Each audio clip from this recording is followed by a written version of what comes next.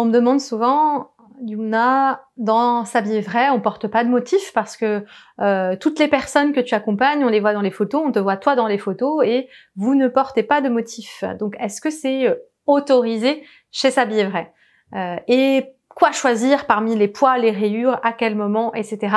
Sachez que les bons motifs, les bons choix de motifs peuvent vous faire mincir de plusieurs kilos. On va voir ça ensemble tout de suite.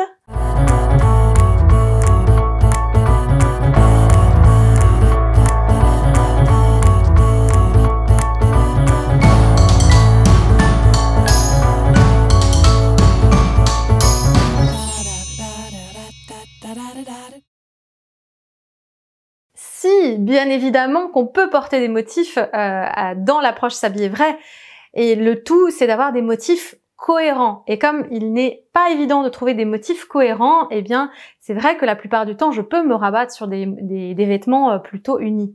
Mais on peut tout à fait porter des motifs. Alors comment les choisir sans se retrouver un peu bariolé comme un clown ou d'avoir trop d'associations?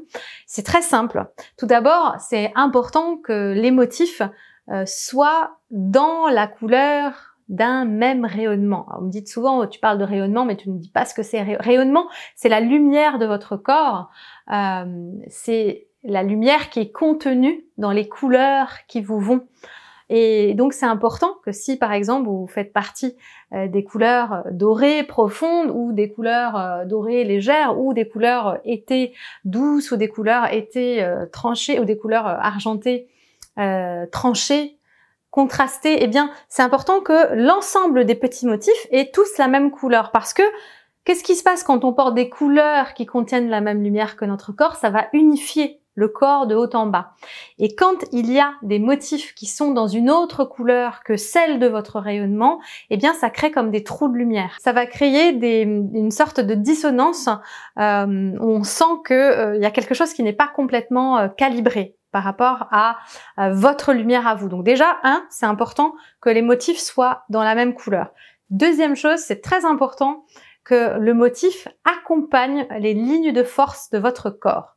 C'est-à-dire que vous pouvez même pas mettre des carrés. Vous savez, les jeux des enfants. Vous pouvez même pas mettre des carrés dans des ronds et des ronds dans des carrés. Vous êtes d'accord? Ben ici, c'est la même chose. On va pas mettre des triangles dans du rond et du rond dans du triangle. Donc si vous avez plutôt un corps qui a des rondeurs, qui est dans la douceur, qui n'a pas d'angle, n'allez pas mettre des angles dans le vêtement parce que ça va parasiter la lecture de votre silhouette à vous.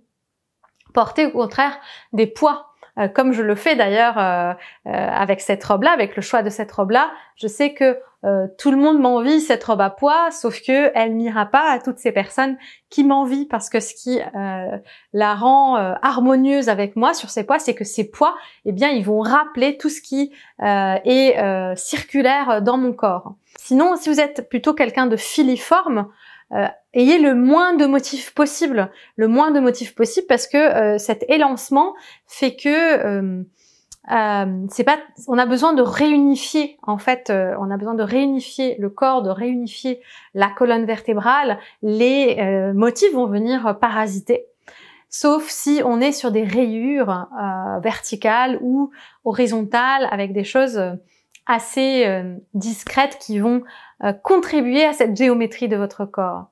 Et finalement, si vous êtes quelqu'un de très mobile, ou vous avez des articulations fines, ou quelque chose d'articulé dans le corps, de plutôt carré, ou de très raffiné dans la taille, dans le visage, là vous pouvez aller sur des motifs à petites fleurs, à des petites étoiles, des choses angulaires qui vont rappeler en fait le côté angulaire de votre mobilité. C'est encore une fois, c'est comme les coupes de vêtements, c'est comme l'architecture, les motifs, c'est de l'architecture, c'est du dessin. Donc, comment vous pouvez choisir des motifs qui vont accompagner votre corps dans sa géométrie apparente. Donc oui pour les motifs, par contre, voilà, si vous voulez être dans une démarche d'harmonie entre l'extérieur et en plus ce que ça va dire de vous, eh bien voici les règles pour bien choisir vos motifs. Dernier critère, eh bien c'est de regarder la taille des motifs.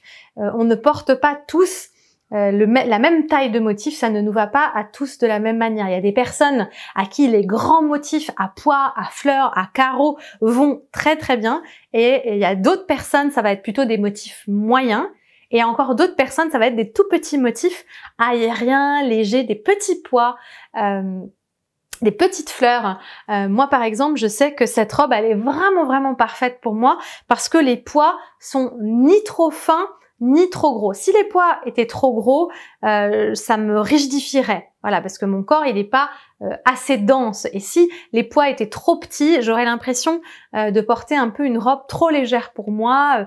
Voilà. Alors que là, la proportion de ces pois, elle est juste parfaite par rapport à mon énergie, à ma souplesse de corps. Donc à vous d'expérimenter déjà, rien qu'en ayant conscience de ces différents paramètres. Donc je récapitule, l'harmonie, d'avoir tous les motifs sur un tissu dans un même rayonnement. Deuxième chose, la forme du motif. Et troisième chose, la taille du motif. Maintenant, c'est à vous d'expérimenter et de vous amuser avec ça. N'oubliez pas de télécharger mon guide 3 clés pour ne plus jamais vous tromper dans le choix de vos couleurs. Ça vous aidera grandement à comprendre ce dont je parle quand je parle des 4 saisons et des 4 rayonnements, puisque je vous ai mis les 4 nuanciers des 4 saisons en bonus à l'intérieur de ce guide qui va vous éclairer par rapport au choix de motifs à choisir. Belles explorations. N'oubliez pas, c'est à vous d'incarner le changement que vous voulez voir dans votre garde-robe. Je vous embrasse, prenez bien soin de vous. Bye bye.